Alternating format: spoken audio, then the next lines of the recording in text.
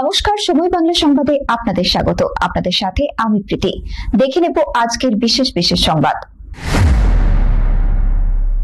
পাঁশকুড়ায় গৃহবধূকে গণধর্ষণ, অভিযুক্ত নাবালকদের হোমে পাঠালো পুলিশ। পূর্ব মেদিনীপুরের পাঁশকুড়ার সুন্দরনগর এলাকায় গৃহবধূকে গণধর্ষণের অভিযোগ দুই নাবালকের বিরুদ্ধে। বাড়িতে একা পেয়ে ঘরের মধ্যে ঢুকে দুই অভিযুক্ত নাবালক ধর্ষণ করে গৃহবধূকে। এমন অভিযোগে গ্রেপ্তার অভিযুক্ত দুই নাবালক। সেই সময় বাড়িতে দুই শিশুকে নিয়ে একাই ছিলেন ওই গৃহবধূ।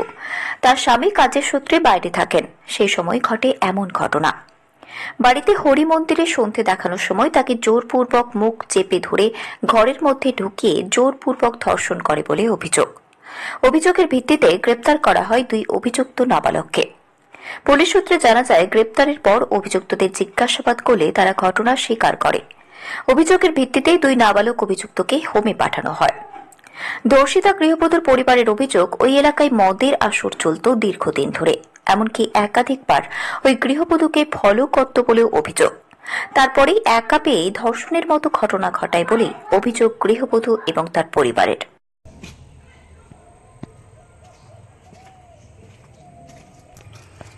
বলছি, বাড়িতে কেউ আছেন?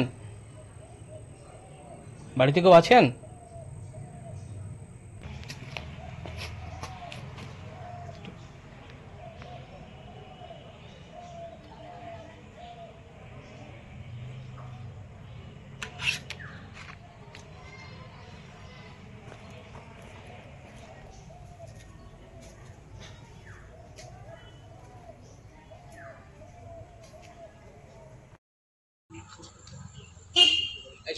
গাড়ি যাবে সেই গাড়ি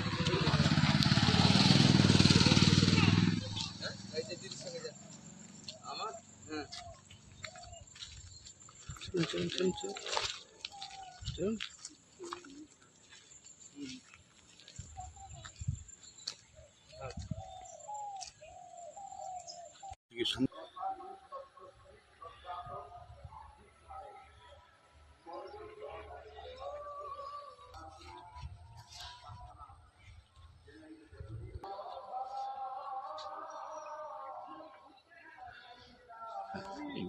আসবে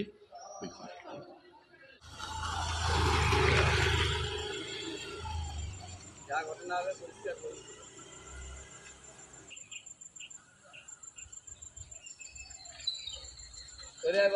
রাস্তা উঠে যাচ্ছে, দেখুন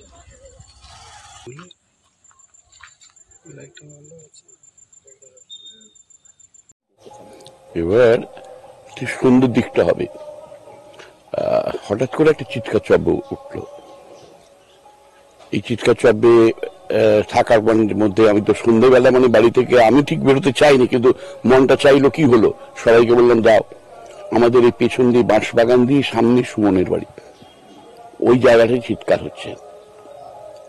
এবার স্বাভাবিকভাবে এরা ছুটছে, জানতে গেছে। সেখানে গিয়ে জানতে পারলো যে পরিস্থিতিটা এই ধরনের, যে সুমনের স্ত্রী কাপড় ছাড়ছিল সন্ধ্যা দেবে ঠাকুরের, তার মন্দির আছে হরি মন্দির সামনে, সেটা সন্ধ্যা দিতে যাবে। হঠাৎ করে তার অতর্কিতে দুজনে এসে ওর উপর হামলা করে এবং টেনে ওকে নিয়ে রুমে ঢুকে যায়। এবার ও চিৎকার করতে থাকে। ওর যে দুটো মেয়ে আছে তারা ওই মায়ের চিৎকারে ওরা চিৎকার করতে থাকে। তখন পাড়া পুলিশরা সব ছুটে আসে, প্রচুর মেয়েটে সব ছুটে আসে, পাড়ার যতজন ছিল। গিয়ে যখন গেছে ওরা তখন দৌড়ে পালিয়ে গেছে, এদের দুজনকে ওইখানে পায়নি। কিন্তু ঘটনা সব জানতে পারি সুমনের কাছে।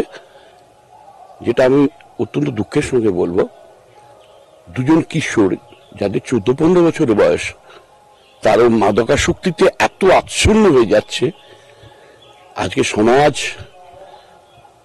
সেই জায়গা থেকে তাদেরকে বা আরেক তাদেরও যারা কিছু বন্ধু বান্ধব আছে তাদের সরাবে কি করে? এরা বিভিন্ন জায়গায় মদ খাচ্ছে। ওখানে একটা মাঠ আছে, সেখানে বসে মদ খায়। এখানে আমাদের পৈতৃক যে মাঠ আছে, সন্ধ্যাবেলা লুকি চুকি সেখানে খায়। বাবার একটা স্মৃতি মঞ্চ আছে বাবা মার, সেই জায়গার পেছনেও তারা মদ খায়। এগুলো গ্লাস মদের এগুলো পাই। এবং অনেক সময় সকালের দিকে গিয়ে দেখি ওদের হাতে মোবাইল, অবাক হয়ে যাই। নোংরা আমি একদিন ধরেও ফেলি চেষ্টা করি যে ওদের অভিভাবকদের বলি, কিন্তু মুশকিল। আজকের পরিস্থিতিটা এমন এসে দাঁড়িয়েছে, ছেলেদের পড়াশোনার চেয়ে দাঁড়িয়ে গেছে তাদের মাদকাসক্তিটা এত বেশি বেড়েছে, এবং নোংরা ভাবে নিজেদের গড়ে তোলার যে প্রবণতা গড়ে উঠেছে সেটা কিন্তু অত্যন্ত বিপজ্জনক।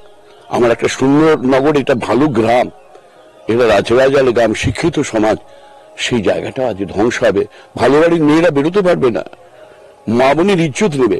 একটা 14-15 বছরের ছেলে যদি 29-30 বছর একটা মেয়েকে রেপ করে, এর চেয়ে দুঃখের কোনোদিন আমার মনে হয় এটা তো ওয়েস্ট বেঙ্গলের সবচেয়ে খারাপ ঘটনা ঘটেছে, সব থেকে খারাপ ঘটনা ঘটেছে। আমি এখানে কোনো রাজনীতি আনতে চাই না। এই যে একটা সমাজের যে অবক্ষয়, এই অবক্ষয়ের বিরুদ্ধে কিন্তু আমার মনে সবাইকে দাঁড়ানো দরকার, এই অন্যায় প্রতিবাদ করা দরকার।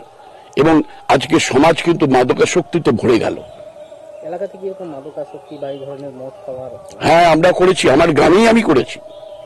আমার গ্রামেই আমরা মদের চুল্লি ছিল এই মালিক পাড়া বলে দক্ষিণ পাড়ায় সুন্দরনগরে, সেখানগুলো ভাঙচুর করেছি, মেয়েদের নিয়ে গেছি, আন্দোলন করেছি। কিন্তু দুঃখজনক আজকে আমার কোন সরকারকে বলা, এই যে গভর্নমেন্ট সেখানে সব গভর্নমেন্ট চেষ্টা করছে ওর থেকে টাকা তোলার, এই জায়গাটা আমার খুব কষ্ট লাগে। জানিস কি, সেন্ট্রাল গভর্নমেন্ট বলুন কি রাজ্য সরকার, এই জিনিসগুলো হচ্ছে, এর বিরুদ্ধে কি করে প্রতিবাদ হবে? কোটি কোটি টাকা এখান থেকে উঠে আসে, এটা তো বিরাট একটা আয়। দিনের পর দিন দেখা যাচ্ছে ধর্ষণের মতো ঘটনা ঘটেই চলছে, কন্টিনিউ হচ্ছে। এবং আরো যেগুলো আজকে আলোকপাত হয়নি, অনেক পরিবার এমন আছে জানেন, চেপে চুপে রয়ে গেছে। অনেক বাড়িতে এইরকম ধর্ষণ হয়েছে। এরকম ঘটনা কি এলাকাতে আরো? হ্যাঁ, হয়েছে। খুব কষ্ট লাগে, আমরা জানতে পারি, আমরা এগুলো খবর পাই, নিজেরা খুব মর্মাহত হই। হ্যাঁ, এই ঘটনা এই তো শনিবার বোধহয় দিন, হ্যাঁ সন্ধ্যাবেলা। এরা দুজন ছেলে, দুজনেই নাবালক, একই বয়স। এবং আমার কানে আছে এই একটি ছেলের ধুলাপুর স্কুল থেকে রাস্টিকেট হয়েছে, ছুরি রাখিয়েছিল টিচারকে। ঠিক এইরকম একটা জায়গায় আমরা এর যথাযথ শাস্তি হোক, অন্যায়কারীর যথাযথ বিচার হোক, এবং এমন নির্দিষ্ট বিচার হোক যেটা সমাজকে একটা নতুন ভাবে আঙ্গিক দেখাবে। একদম, মেয়েরা তো সন্ধ্যাবেলা আর বেরোচ্ছে না, কি অবস্থা হচ্ছে। পড়াশোনা আছে, টিউশনে যেতে ভয় পাচ্ছে, বাবা মাকে পৌঁছে দিতে হচ্ছে, আবার ঘুরে ঘুরে সেখান থেকে আনতে হচ্ছে। শক্তিরঞ্জন চক্রবর্তী। ঘটনা ঘটেছিল শনিবার দিন 5:30 থেকে 6টা নাগাদ।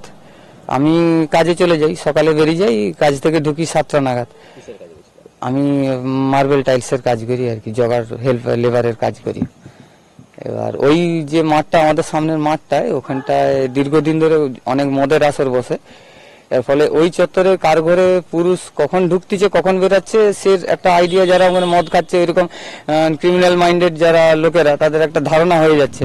ফলে এবার আমি প্রতিদিনই ঢুকি, 7টা থেকে 7:30টার মধ্যে ঢুকি।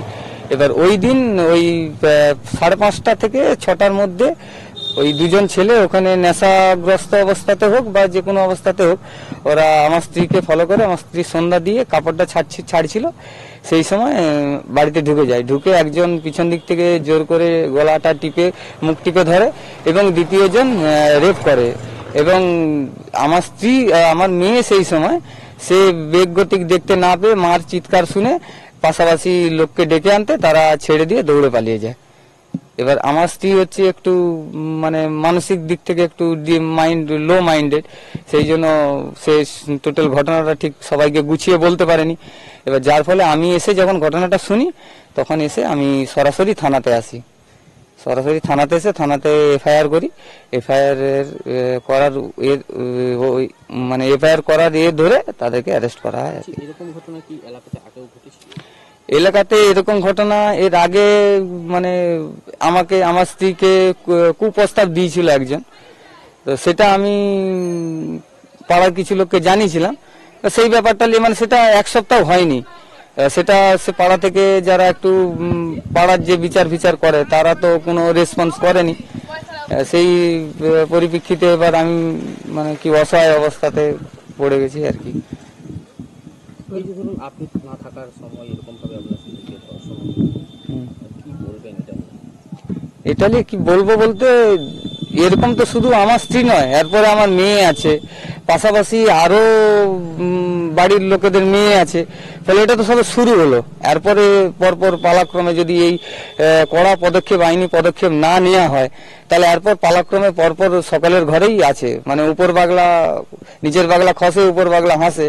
তো সেই হিসেবে পরপরের কিন্তু পালাটা পড়তে পারে যদি আইনি পদক্ষেপ না নেওয়া হয়। কজন ছিল? ছিল 2 জন ছেলে ছিল, নাবালক ছেলে ছিল আর কি। ওরা কি আপনারই মানে প্রতিবেশী? প্রতিবেশী আমাদের পাশের গ্রামের, একজন আমাদের পাশের গ্রামের, একজন পাশের পাড়াতে, দুজনেই নাবালক। একজনকে চিনি, এবার তার মারফত আরেকজনকে চিনি আর কি। কি চাইছেন আপনারা? আমি চাই কোনো আপোষ নয়, একদম কঠোর থেকে কঠোরতর শাস্তি, যেটা নাজির হয়ে থাকুক, যেন পাশাপাশি ওই যে বাচ্চা মেয়েগুলো যারা পরবর্তী সময়ে এখন কিশোরে পা দিচ্ছে, এরা যেন সুরক্ষিত থাকে। কঠোর থেকে কঠোরতর শাস্তি চাই আমি, কোনো আপোষ নয়। সংবাদ এখনকার মতো এই পর্যন্তই। সঙ্গে থাকুন, দেখতে থাকুন সময় বাংলা।